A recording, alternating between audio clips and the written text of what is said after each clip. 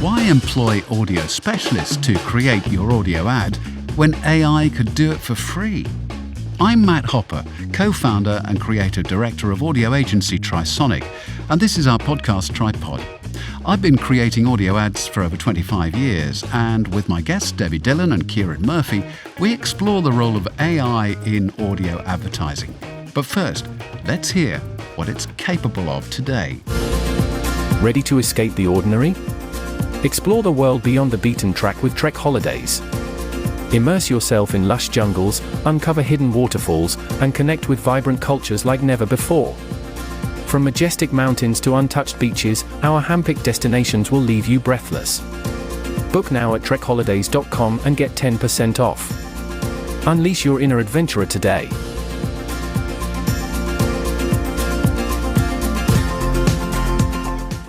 That ad there was created without any human intervention at all. It was created entirely by artificial intelligence. Should we be using AI? Will it help us? Is it our enemy? Discuss.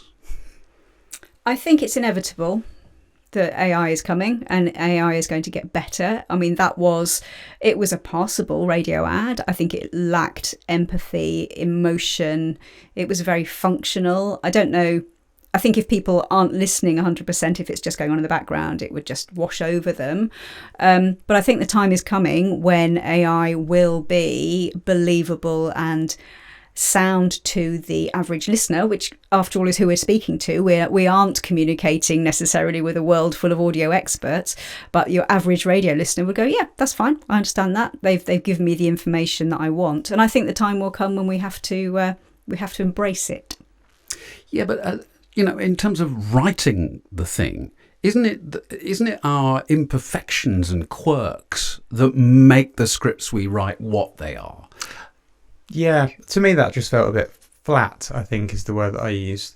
Listening to it, about 3/4 of the way through, I went, I'm not listening to it. And you had asked me to listen to it. And I was already not listening to it. So I think, yeah, you do need to bring those human touches through.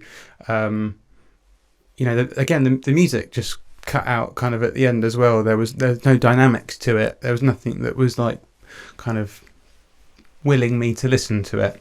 But I think because AI has already come such a long way, when it first started out and we were hearing computer generated reads, you could tell immediately that was all spliced together. It was obvious. And now it's come so far that okay, that's not quite right, but it's almost there. The time is going to come when it gets there. Now, maybe it's to do with programming the computer to understand emotion, human emotion, to second guess nuance, to do that kind of thing. Maybe that will come. Yes, there is a lot as a human that I can add to a script, to directing a voiceover, to reading a voiceover. But I think the time will come where AI almost catches up with where we are. I guess I'm not the foremost expert, but if all ads in my commercial block were AI, they're probably more likely to sound similar to one another. Yeah, they'll all start with a question. I can guarantee that. Oh, is that what the... Yeah. Right, okay. I've tried it. Okay. Every single one starts with a question. So, yeah, I mean, if they are all AI and you're that one lucky client who's decided, no, I'm going to go analog, you're probably going to cut through a lot more. I think, you're right, Debbie, it is coming. There's no denying that. I think there's probably a middle ground, curated AI, where us, the professionals,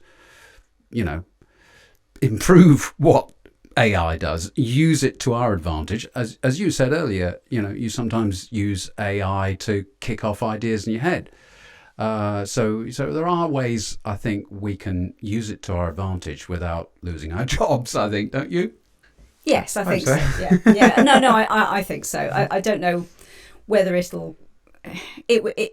You could run a whole load of AI ads back to back, but then we'd just be back into wallpaper territory, wouldn't we? And then who is going to, as you say, stand out above everybody else? I think maybe effectiveness will suffer. Maybe brand recognition and awareness will fall. We'll have to wait and see. Yeah, it's all about creative standout, as we've discussed. And certainly if there's a limitation to the number of voices you can use, you've lost your standout there, because if everybody's using AI, the same voice, well, there'll be a lot of voice clashes in ad breaks, and that won't go down well at all. Also, it's just dawned on me as well, like, where's the fun in that?